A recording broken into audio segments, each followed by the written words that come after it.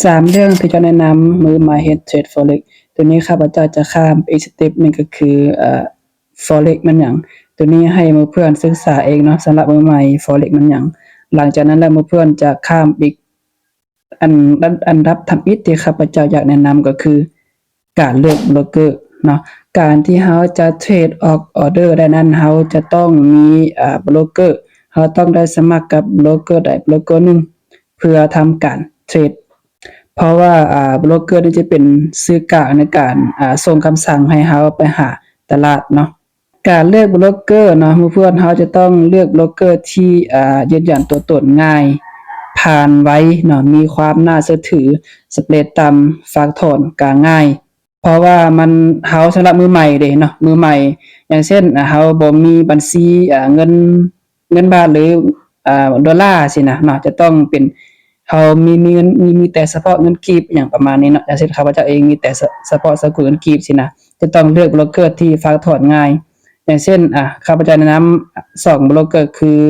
เป็น IUX กับ XM เนาะ IUX กับ XM นี่ยืนยันตัวตนมันซะแต่บัตรประจำตัวก็ผ่านยืนยันตัวตนนะสเปรดค่อนข้างต่ำเฉพาะ IUX นะข้าพเจ้าให้ IUX นี่แหละค่าสเปรดต่ำกว่าหนูฝากถอนเนี่ยก็เป็นสกุลเงินกีบได้เนาะ IUX กับ XM เฮาฝากถอนเป็นสกุลเงินกีบได้ตัวที่2ก็คือหลังจากที่เฮาเลือกโบรกเกอร์แล้วบ่แนะนำให้หมู่เพื่อนฝากเงินเข้าไปเลยแนะนำให้เปิดเป็นบัญชีทดลองหรือเป็นบัญชีเดโมนั่นเองเนาะเพราะว่าตัวนี้เขาเอิ้น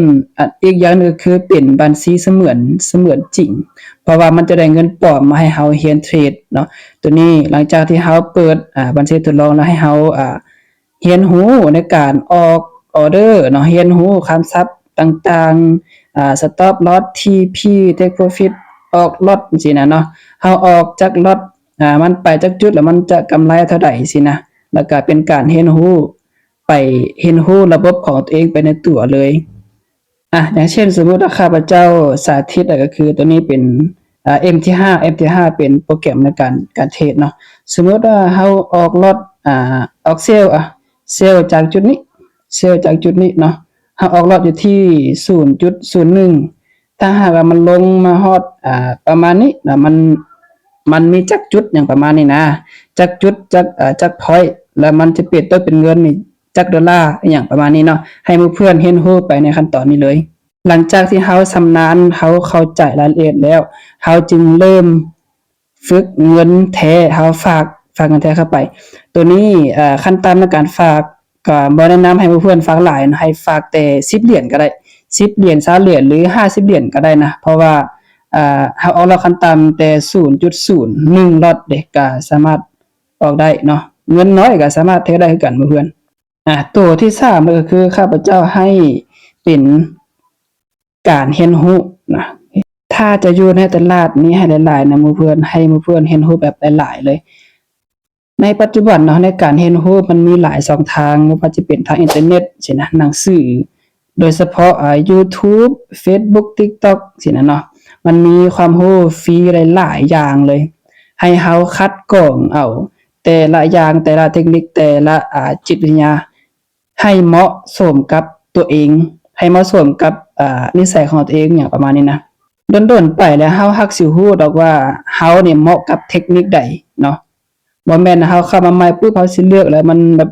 เลือกเทคนิคใดเทคนิคนึงแล้วมันโอเคเลยสินะมันบ่แม่นจังซั่นเข้ามาใหม่เพิ่นบ่แนะนำอย่าฟ้าวคิดฮอดถึงกำไรคิดฮอดถึงประสบการณ์คิดฮอดถึงการเรียนรู้เก็บเกี่ยวความรู้ให้หลายๆนะสำหรับมือใหม่ต่อจากนี้ไปถ้าเฮารู้แบบเข้าใจถึงเทคนิคใดเทคนิคนึงแล้วก็เข้าใจตัวเองได้แล้วหลังจากนั้นเงินมันก็จะมาเองนะหมู่เพื่อนสำหรับหมู่เพื่อนท่านใดที่มีความคิดความเห็นอันใดก็หมู่เพื่อนสามารถคอมเมนต์ในช่องคอมเมนต์อยู่ด้านรูปใต้คลิปนี้เลยนะมันจะเขียนคำว่าคำอธิบาย